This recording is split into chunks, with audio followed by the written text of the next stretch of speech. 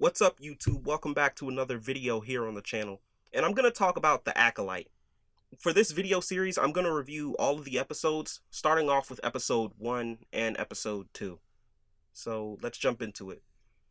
The Acolyte takes place 100 years before Revenge of the Sith.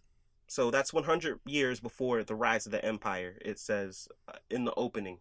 We start off in the first scene with Carrie-Anne Moss dying. In the first scene of the show, I did not see this coming, and I was looking forward to seeing Carrie-Anne Moss throughout the entirety of the show. I'm a huge Matrix fan. I think Matrix is a really amazing movie, and I was hoping to see her again, but I guess it's cut short.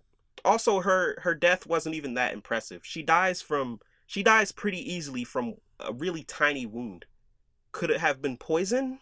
Maybe. Still, I feel like she dies extremely easily and extremely quickly. Pretty strange, but alright. So this kicks off a murder mystery with the Jedi Council trying to find out who killed her. At first, they suspect our main character, Osha. She's alright. I feel like she's gonna get a lot of hate for her performance, and how people don't like her politics. But I'm not gonna inject politics into my review. That stuff is very boring to me, and I feel like it has no place in this discussion when reviewing the show. Some people just don't like a certain actress's personal politics, and that's a huge thing in the Star Wars community. Moving on, Osha is a former Jedi that works on a freighter for the Neimoidians, but unfortunately the Neimoidians don't have their funny accent anymore, which is disappointing, but it's not that important. Osha is the first person that they suspect in this murder mystery, but she claims she didn't do it. See, I'm not really one that likes murder mysteries, and I'm glad they didn't focus on it throughout the entirety of the show. I'm glad this is only within the first episode or two that they think Osha killed this Jedi, when really it's her evil twin. You heard that right, her evil twin. Oh man, I didn't kill anyone. It was my evil twin. I almost started laughing at this. I feel like an evil twin plotline is very weak. I don't really like this sort of plotline. But I'm willing to see where they go with it. It's not a game changer for me. But yeah, the murder mystery isn't good, and I'm really glad it got resolved early on, and we're not going to focus on this throughout the entire show. Let's talk about the characters a bit. I like Saul. He's very kung fu-y. The Green Jedi looks weird, almost low budget. I really don't know what it is, but she looks off to me. She looks pretty off. Our lead Osha, she's alright so far. I like her actress when she's playing May a lot more. I think May is a lot more interesting. A little bit, kinda. I do have my problems though. May is a little bit too likable as a villain. Like, I can't take her seriously.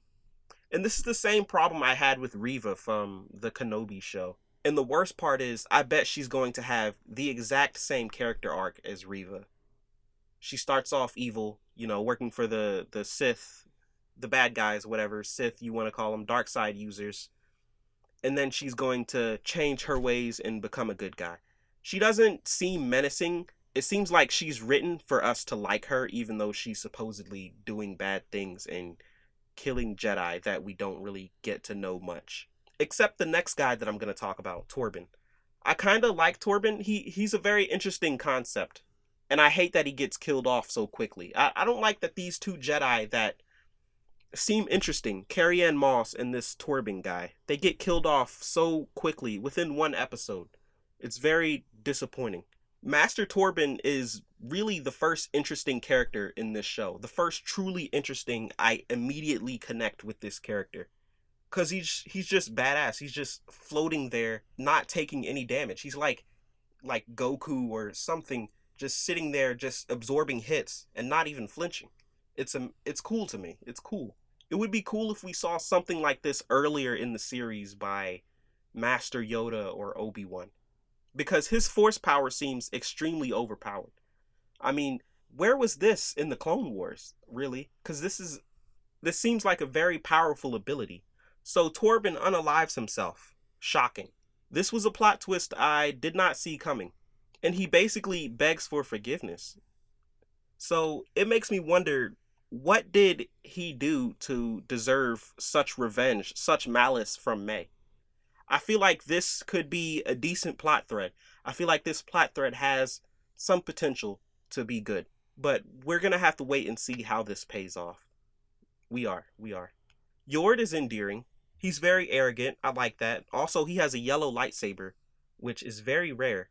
The only characters we really see with yellow lightsabers in canon are Rey in the sequel trilogy, but that doesn't really count because nobody likes Rey, and it's at the end of The Rise of Skywalker, the worst movie in the series. We see Sentinels with yellow lightsabers in the Clone Wars series, so there's that. I don't know if there's any more in canon, but I'm sure there are. Let me know in the comments below. Or let me know in the comments below what characters in Legends, in the comics, in the games, which ones have yellow lightsabers. Let me know. There's nothing of note of the other characters. I think they're acted fine. They're not terrible. They're serviceable in their roles. If anything interesting comes up from them later on in the series, I'll talk about it. But other than that, that's it. Overall, I'm interested to see where the Acolyte goes. And I don't really get all the irrational hate this show is getting online. I've seen such vitriol about this show so far. And it's not that bad. It's not completely terrible like how I see some people saying. I feel like it has some potential. And I think all this irrational hate is coming from people that expect this show to be the second coming of Christ or something, just because it takes place in the High Republic era. And I think some people are judging this show based off the first two episodes. They're judging the entire show. And I feel like that's incredibly unfair. They're like, oh, these characters have no backstory. We don't know anything about anything. Well, yeah, that makes sense because it's the first two episodes.